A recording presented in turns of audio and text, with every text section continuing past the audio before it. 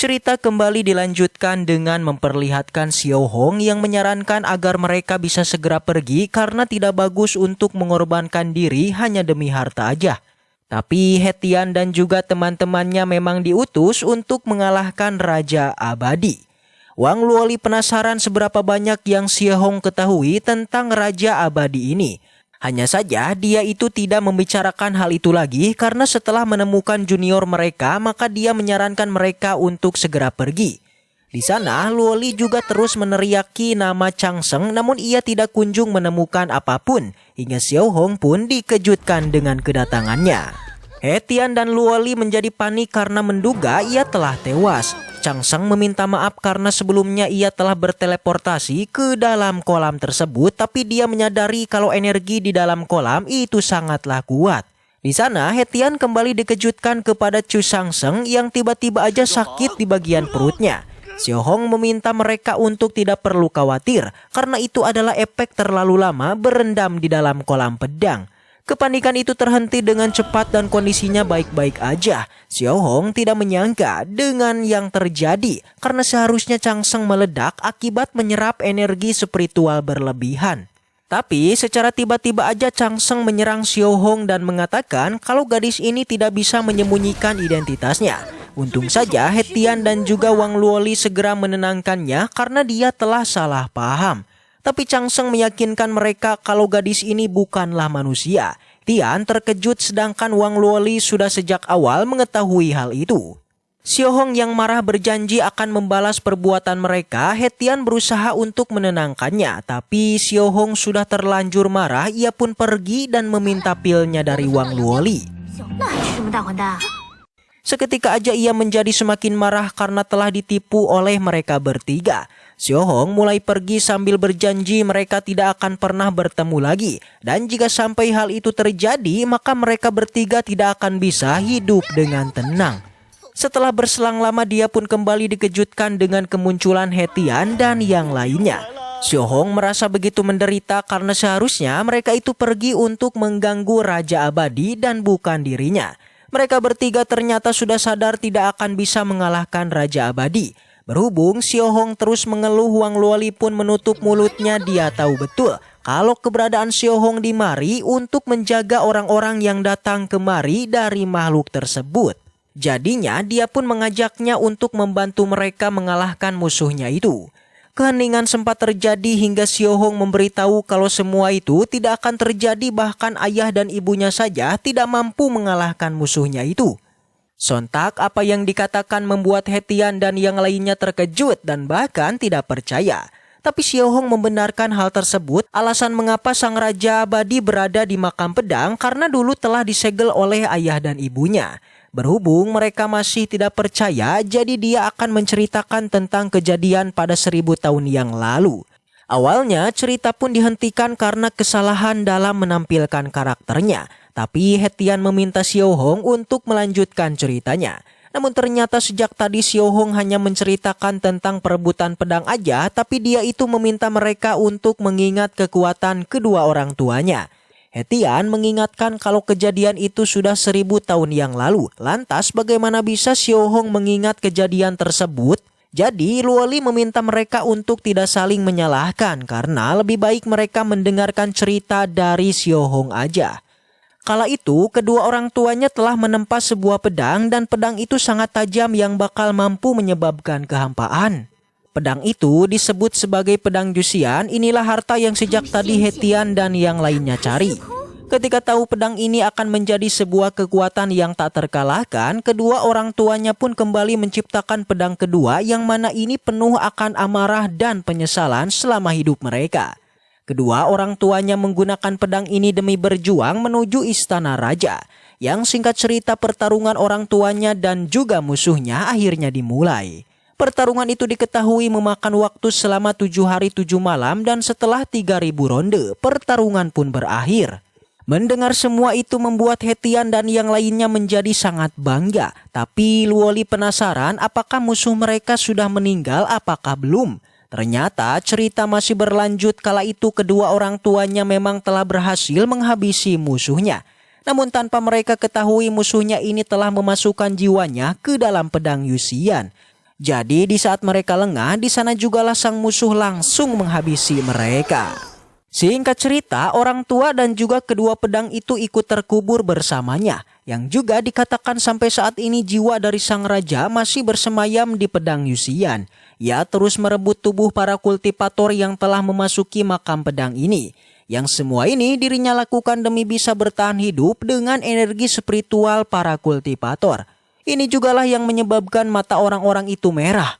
Xiaohong sudah melakukan semua cara selama mungkin untuk bisa menahan lebih banyak orang yang menjadi budak dari sang raja. He Tian menjadi kesal dengan apa yang telah terjadi. Dia berjanji tidak akan membiarkan sang raja abadi menyakiti dunia manusia lagi. Wang Luoli ingat betul kalau kedua pedang juga telah terkubur bersama dengan kedua orang tua Xiaohong jika pedang itu masih ada. Maka Luoli ingin Xiaohong meminjamkannya kepada mereka. Tapi Xiaohong masih ragu karena mereka tidak akan mungkin bisa mengalahkan Raja Abadi. He Tian menenangkannya karena dirinya sudah kuat, jadi Xiaohong harus percaya kepada mereka. Apalagi mereka itu akan membalaskan urusan yang belum diselesaikan oleh kedua orang tuanya. Mendengar hal tersebut, Xiaohong pun paham dan akan membawa mereka untuk ke tempat pedang itu berada. Sebuah portal pun muncul yang mana ini adalah dunia kecil pembuatan makam baru. Seketika mereka sudah melihat pedang Jutian yang sempat berada di hadapan mereka. Tidak hanya itu saja, di sini juga tempat di mana kedua orang tua Xiaohong dimakamkan. Mereka penasaran apakah Xiaohong itu tahu nama kedua orang tuanya karena mereka ingin memastikan identitasnya. Hanya saja Xiaohong tidaklah tahu karena yang diingat kedua orang tuanya adalah yang terkuat. Segera tak basa-basi dia melemparkan pedang itu kepada Sang Seng, namun sebelum itu Xiaohong menghentikan mereka hanya untuk meminta agar mereka tidaklah mati. Pada akhirnya He Tian dan yang lainnya pun dengan gagah berani mulai menantang si Raja Abadi. Namun mereka bertiga ini sama sekali tidak tahu harus pergi ke arah mana. Selain itu mereka juga tidak bisa kembali menemui Xiaohong karena lupa dengan jalannya. Alhasil ketiga murid ini pun menjadi kebingungan sampai akhirnya Luoli mengajak mereka ke dalam antrian panjang. Setelah mengantri dalam waktu yang cukup lama, akhirnya mereka pun dibawa berpindah ke sebuah tempat yang mana terdengar sebuah suara yang menyambut mereka. Suara ini berasal dari pedang Yusian roh Kaisar Abadi berada di dalam pedang itu. Terlihat kalau orang-orang yang telah kehilangan kendali atas tubuhnya itu menyerahkan semua kekuatan spiritual mereka dan langsung terjun ke bawah sana. Melihat semua itu membuat Luoli dan yang lainnya kesal karena Raja Abadi menganggap para manusia sebagai sapi perah untuk mempertahankan kehidupannya.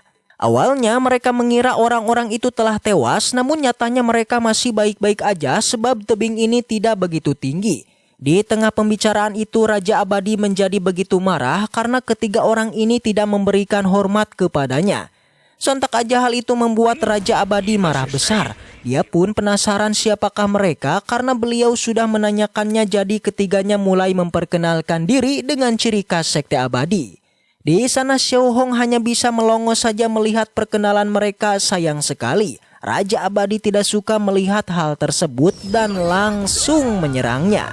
Beruntung serangan tadi tidak membuat mereka terluka cukup parah. Hanya saja mereka kesal karena Raja Abadi melakukan serangan secara diam-diam. Raja Abadi begitu kesal karena para budaknya telah berani menantang raja tertinggi.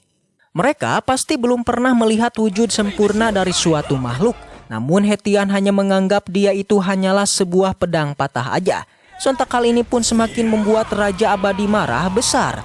He Tian menganggapnya sebagai pengecut karena telah kalah dari manusia, namun malah bersembunyi di balik pedang yang patah ini.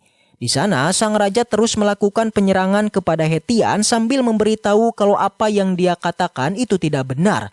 Karena dia memilih untuk masuk ke dalam pedang itu karena hanya dengan begitulah dia bisa menjadi lebih sempurna dan lebih murni. Perkataan He Tian kali ini telah membekas di hati Raja Abadi. Ia pun terus aja melancarkan serangan tanpa henti kepadanya.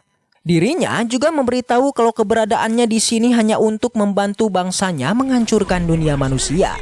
Apa yang dia katakan hanya ditertawakan oleh He Tian aja karena dia yakin bangsa mereka pasti telah lama menganggapnya mati. Bahkan jikapun dia masih hidup pasti bangsa mereka tidak ingin repot-repot menyelamatkannya. Muak dengan perkataannya, Raja Abadi pun mengeluarkan seluruh serangannya kepada Hetian agar bisa membungkam mulutnya. Untung saja semua itu tidak berhasil mengenainya. Luoli memanfaatkan hal tersebut untuk bisa menyerang Raja Abadi, namun semua itu juga tidak berhasil. Sebelum itu, kita malah dibawa ke beberapa saat sebelumnya yang mana Xiaohong memberitahu kelemahan dari pedang Juxian yang mana mereka harus mencari celah yang dibuat oleh kedua orang tuanya.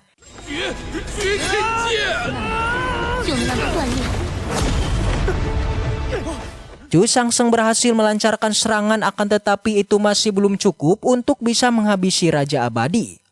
Dia pun tertawa dan memberitahu kalau pedang Jutian yang tidak memiliki roh pedang sama saja dengan cangkang yang kosong.